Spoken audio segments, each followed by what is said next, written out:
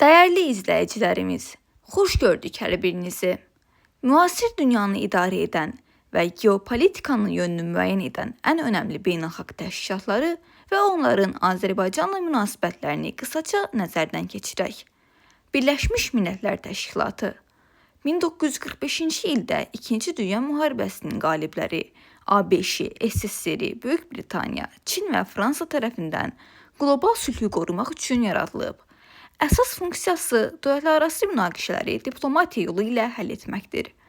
5 daimi üzvün veto hüququ var.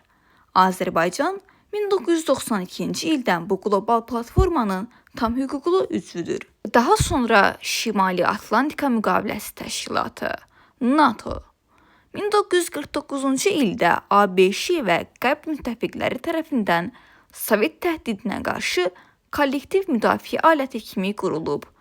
Tərkibində ABŞ, Türkiyə, Böyük Britaniya və Fransa kimi hərbi güclər yer alır.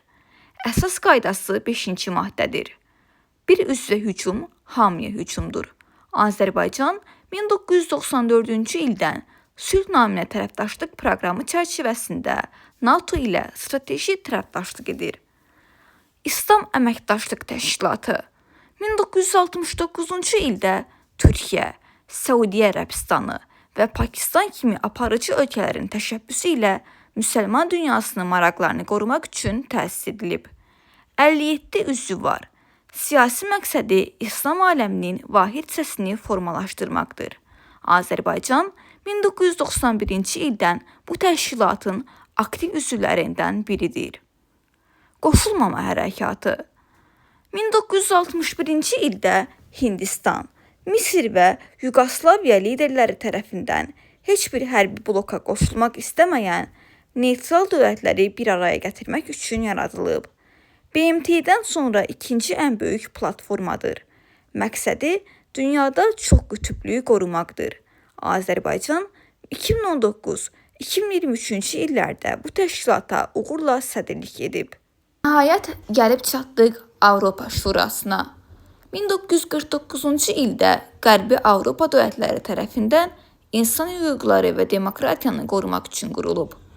Əsas mexanizmi Avropa İnsan Hüquqları Məhkəməsidir. Azərbaycan 2001-ci ildən bu təşkilatın tam hüquqlu üzvüdür. Videonu izlədiyiniz üçün hər birinizə təşəkkür edirəm. Burada qeyd olunan təşkilatlar sadəcə ən böyük təşkilatlar idi. Əslində isə beynəlxalq təşkilatlar çoxdur.